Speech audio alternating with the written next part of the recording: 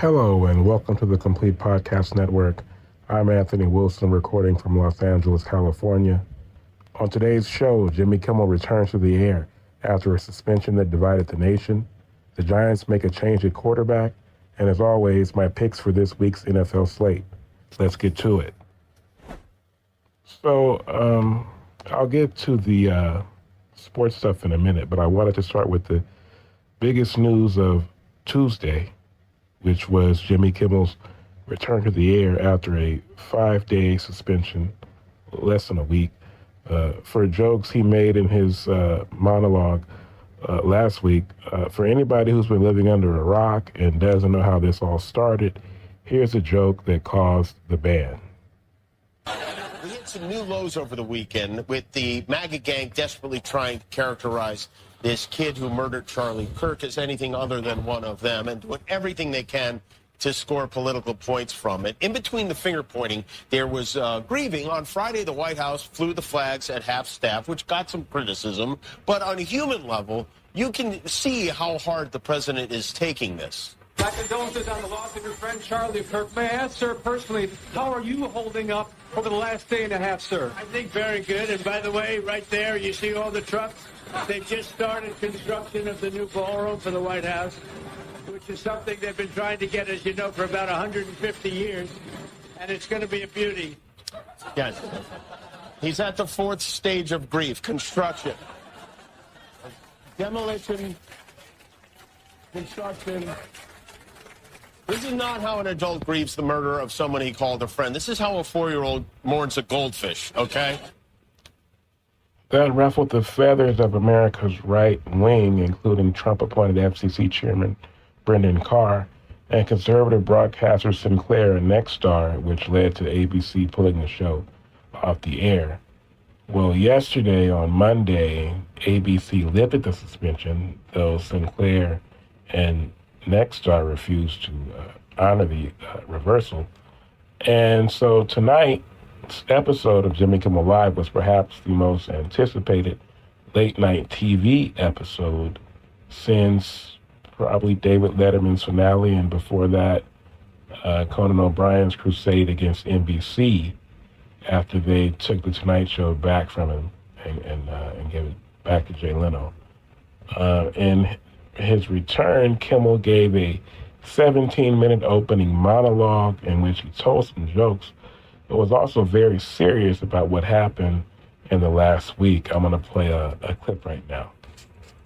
I don't think what I have to say is going to make much of a difference. If you like me, you like me. If you don't, you don't. I have no illusions about changing anyone's mind. But I do want to make something clear because it's important to me as a human, and that is, you understand that it was never my intention to make light of the murder of a young man.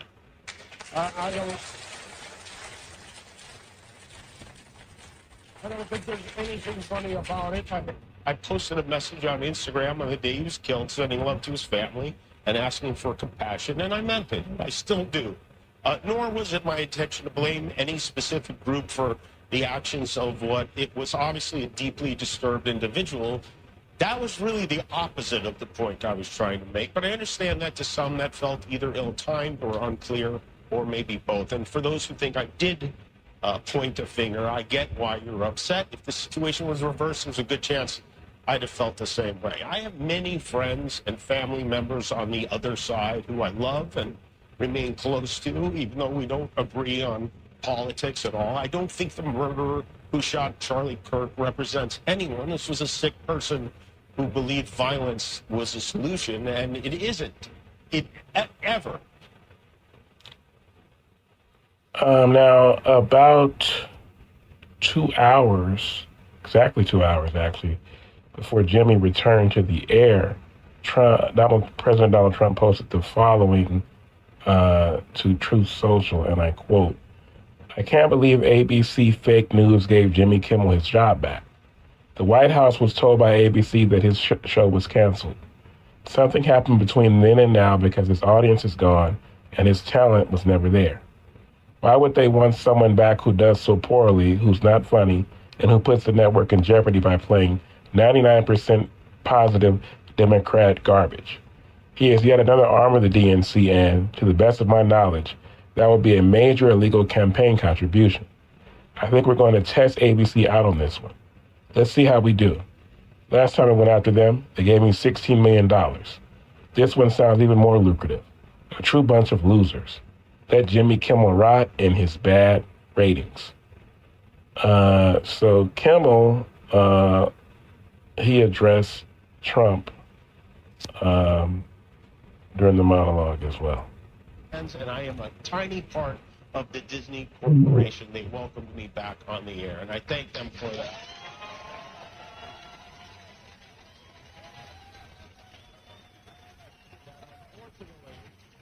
And I think unjustly, this puts them at risk. The President of the United States made it very clear he wants to see me and the hundreds of people who work here fired from our jobs. Our leader celebrates Americans losing their livelihoods because he can't take a joke.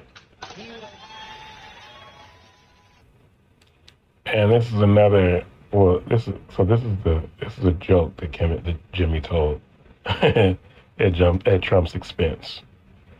He did his best to cancel me. Instead, he forced millions of people to watch the show. That backfired bigly. He might have to release the Epstein files to distract us from this now.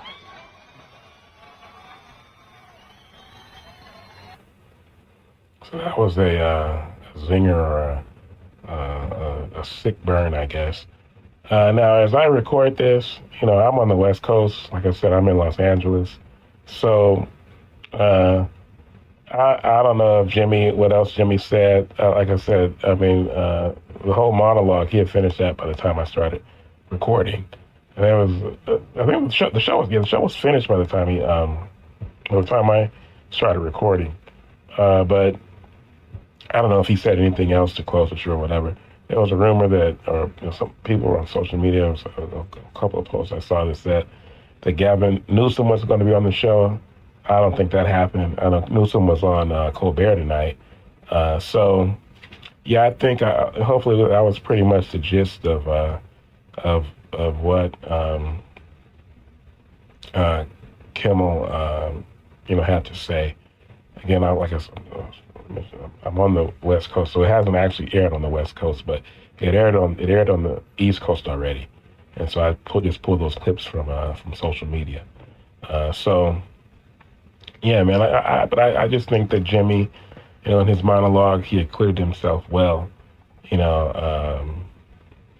I said when I reacted to this whole thing last week, he didn't actually make jokes about Charlie Kirk's murder, right? But I just felt like it was in poor taste for him to, even to use any part of anything related to the situation, in jest, to get laughs from his audience. Because, like I said, I just think what happened to Charlie Kirk, I just don't think anything about it was funny at all. And you can hear in the first clip I played, Jimmy was choked up, man.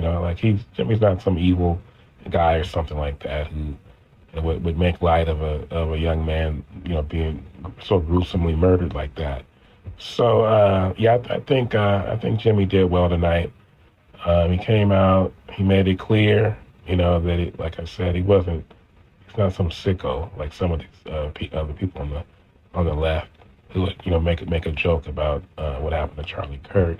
And then he also did, he did some fan service for his side, and took some shots at Trump or whatever, and told some jokes. So, and now we just have, I really don't think much is going to change going forward. I think it's just going to be the same old thing, same thing with Jimmy doing what he does, taking shots at Trump, and just hopefully it doesn't get this ugly again. And as I read this, the post from Trump, he teased a lawsuit. So we'll see what happens with that. But once again, man, just a very divisive time in America. It continues to be, and even more so now than ever. All right, so now switching gears completely here to the NFL. The biggest sports story of Tuesday was Russell Wilson is out and Jackson Dart is in as the starting quarterback of the New York Football Giants. Jackson Dart, of course, the rookie out of Ole Miss. He was their first-round pick in the draft this year. He's going to make his first start on Sunday against the Chargers in New Jersey. So first start against a 3-0 team with a great defense. I mean, he's basically thrown right into the fire. I think everybody likes Jackson Dart. And they like what he showed in the preseason. We'll just have to see how he does. He has a very talented receiver to throw to, and Malik Neighbors, who's the latest freak receiver out of LSU, so that'll help. Dart started his career at USC, so I'm familiar with him going back to the very beginning of his college career. But then he transferred to Ole Miss after his freshman year when Lincoln Riley came to USC from Oklahoma and brought Caleb Williams with him. And then Dart went on to play 3 years for Lane Kiffin at Ole Miss. Of course, Lane Kiffin made his name at USC as an assistant during the Pete Carroll glory years. So, Lane Kiffin, he's somebody who's still tapped in. It's like he had Matt Corral at Ole Miss also. So he's somebody who's just like Pete is still tapped in the scene out here and the talent pool out here. The same is true of Lane Kiffin. And I told this story on the podcast before, but I remember when Lincoln Riley first left Oklahoma and was hired at USC, and I was on the phone talking to Galvis, and I remember going, man, but I really like Jackson Dart, right? And I like it. I always like it when the players are, even if not homegrown, because I think Jackson Dart is from Utah. I like it when kids play their whole college career for one program. I mean, that's just my preference. Now, of course, Caleb Williams went on to win the Heisman. And since Lincoln Riley got here, he's had some great transfer. Guys come and transfer here, but that's my preference when guys play their whole career for one program. And but I remember I was talking to Galvis at the time, and I was going, but I was like, Galvis going, he was going to bring Caleb Williams with him. And I was like, but what do you, but we already have Jackson Dart. And I was like, what are you talking about? Like, what are you talking about? And as I was talking to him, I realized, Lincoln Riley doesn't have any ties to Jackson Dart. And Jackson Dart is he's not even from LA. I mean, he's from the West Coast. Technically, Utah is more West Coast, I guess, than anything. But it wasn't much for Jackson Dart to just go on and transfer to Ole Miss. Not like he's from LA. He wasn't going to stay and fight for the job with Caleb Williams. So I don't know what I was thinking. But yeah, but I'm even the kids who transfer out for whatever reason and go somewhere else. I always root for those kids. So I'm just it's like I still root for Lane Kiffin. I still root for Sarkisian. So I always hope that Dart did well. He did well enough to be a first-round pick, and I hope he continues to do well. As for Russell Wilson, who was brought in to be the bridge quarterback there until Jackson Dart was ready, he had a big game against the Cowboys in week 2, but just a week later, 2 nights ago on Sunday Night Football, he was just 18 for 32 for 160 yards and 2 interceptions against the Chiefs. They lost that game at MetLife Stadium in New Jersey, and now he's lost his job. So, I think this is probably the end of his run, at least as someone who, is, brought in to be a starter, at the start of a season for an NFL team. since leaving Seattle in 2021. That was his last year in Seattle. So since then, he's gone just 17 and 27 for three different teams. First the Broncos, then the Steelers, now the Giants. This is after going 104, 53, and 1 in 10 years with the Seahawks, who drafted him in 2011, I believe it was. With Seattle, he made 9 Pro Bowls, threw for over 37,000 yards and 292 touchdowns. He had a 65% completion percentage, won one Super Bowl, and made another next year.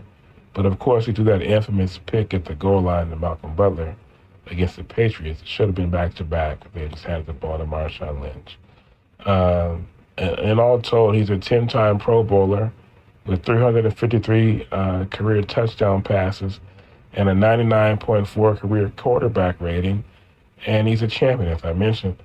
And I'd argue he's still a first ballot future Hall of Famer based off that resume. But for him to fall off like he did, starting at age 34, really age 33, because that last year in Seattle, I think that was what made Pete decide that he was comfortable parting ways. He saw some things and realized that Russell wasn't the same cat anymore.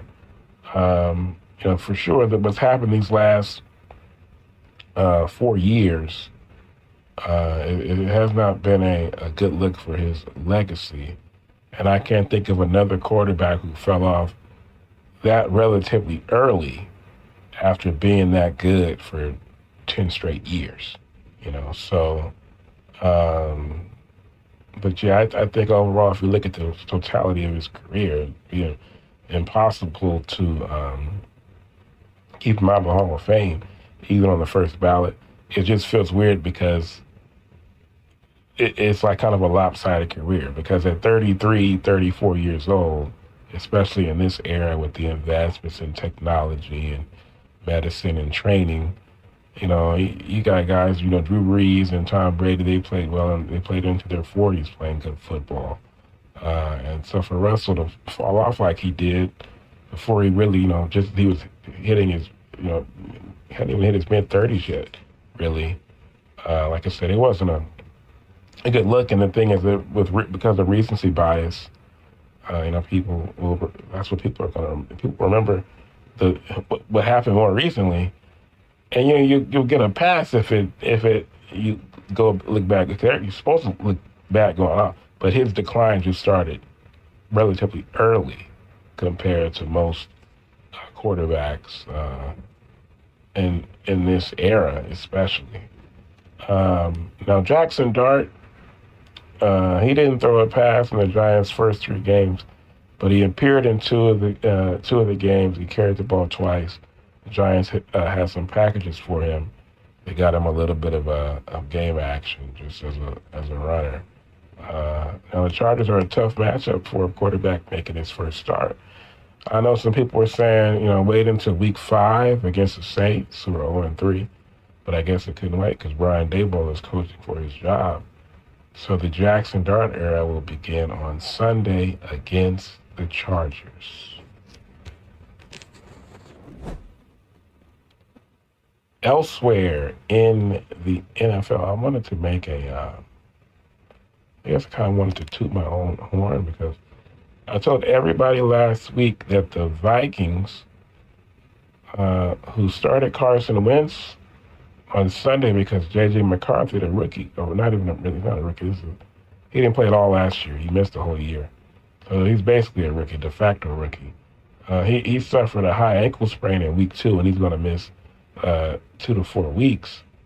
And so week 1 of that time span took place on Sunday, and Carson Wentz started, and the Vikings destroyed the Bengals 48-10. And though Carson Wentz didn't have a great game numbers-wise, what you have to understand is that the Vikings don't need their quarterback to put up big numbers to win. I was listening to Bomani Jones the other day, and he was talking about how if your team has all their other bases covered, a mid quarterback, as he called it, will do. So Wentz was 14 of 20 for 173 yards and 2 touchdown passes, and that was more than enough. And as I was saying, I predicted last week that the Vikings were going to have a quarterback controversy on their hands by the time J.J. McCarthy is ready to return. Now, of course, it's only been one game, but I'm saying it's pointing in that direction already, because Carson Wentz never, as I said last week, he never forgot how to play football. He just stopped being a wonder kid, an MVP candidate like he was in the second year before he got hurt. But he can still play. And the other thing I was going to say is that I think I'm starting to notice a trend with these quarterbacks who were high draft picks and then got run out of town in the city where they were drafted.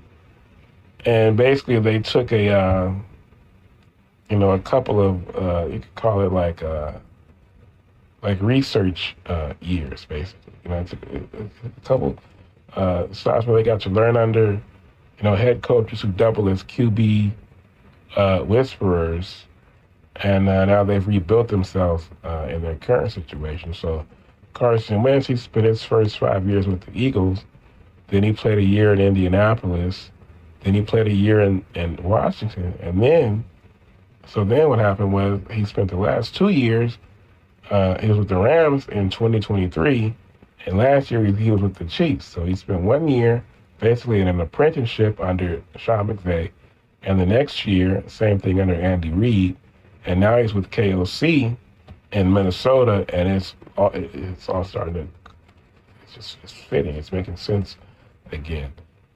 Same thing with Daniel Jones. He started his career with the Giants, played there for several years, and then last year he was able to get his release and finish the year with Kevin O'Connell, KOC in Minnesota.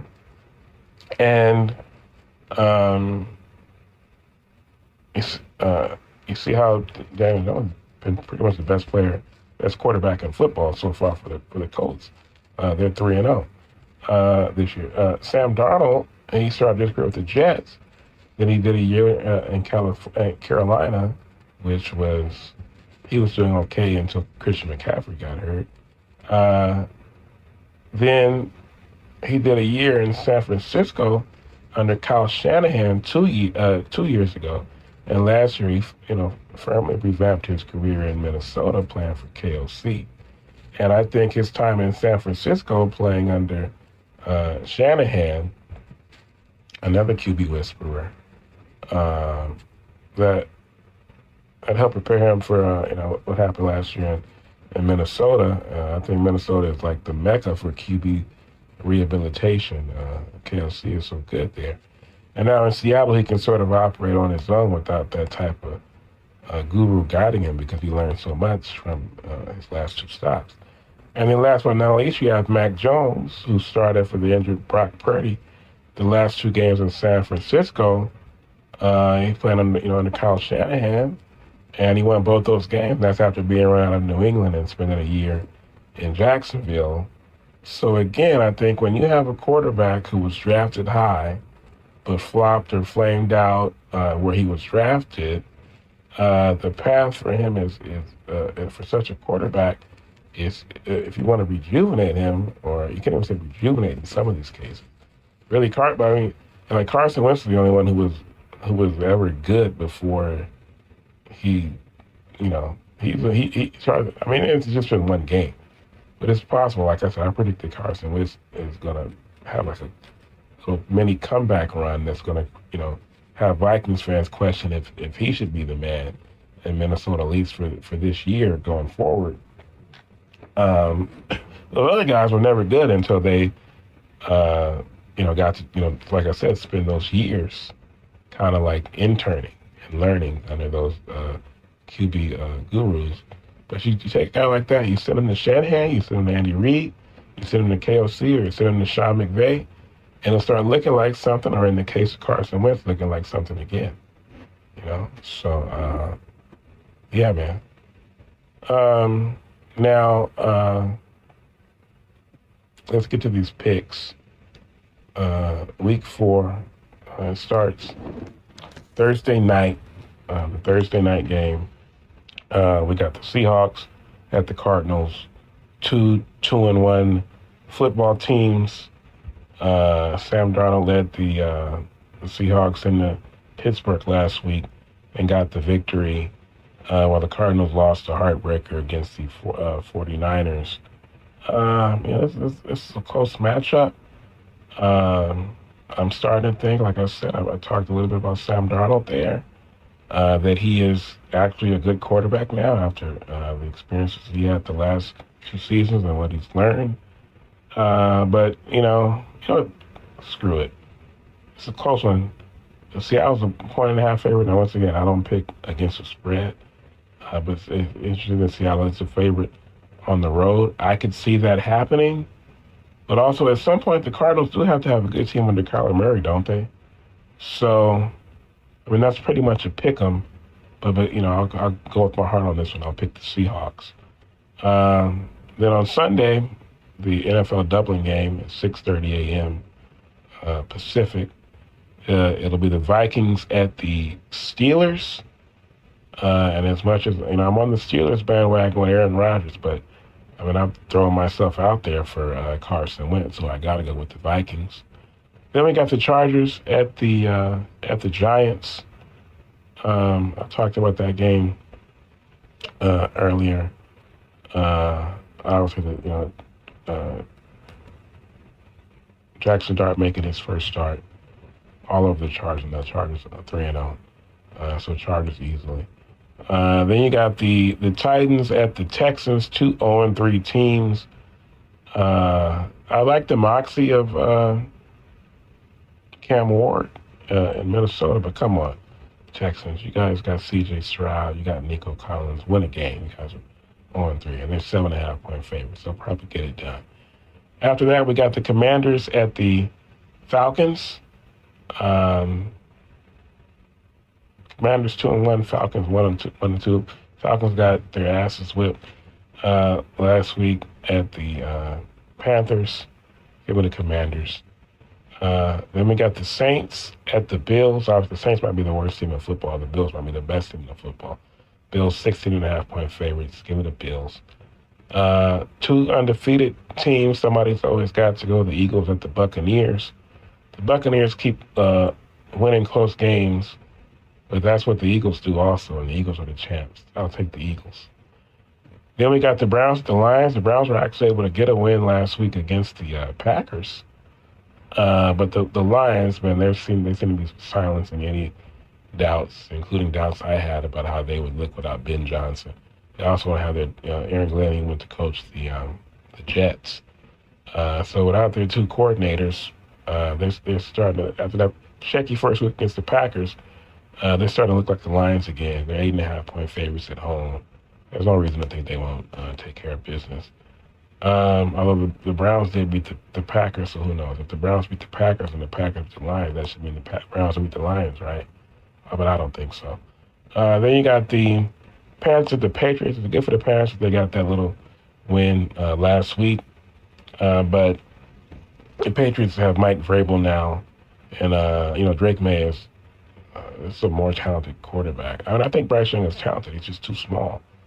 Drake May is bigger and better. Give me the Patriots. Then we got the Jaguars at the 49ers.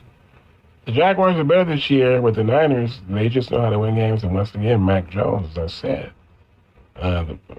he's 2-0. My theory is he should keep playing well. So I'll take the Niners. Oh, I don't know, man. The Jaguars could be frisky now. The Niners only a 2.5-point favorite. Then you got the Colts at the Rams. The Colts are 3-0. Danny Dimes, another guy who I just talked about. And the Rams are 2-1. They lost a game that they had a big lead against the Eagles. But the Eagles were the champs, and now it's in Philly. Now the Rams are back home. Now, if Danny Dimes wins this one, I don't know what to tell you, bro. The MVP talks are going to start. But I'll take the Rams. I'll be a homer. Then we got the Ravens at the Chiefs. Damn, so one of those 2 teams is going to be 1-3. I think it's going to be the Chiefs. I'm sorry, even though they're at home. The Ravens have the best roster in football. for the last few years probably, and just haven't been able to get over the hump. But I think they'll beat the Chiefs on Sunday. The Chiefs just have not looked good. Even when they beat the Giants, they didn't really look good. Then we got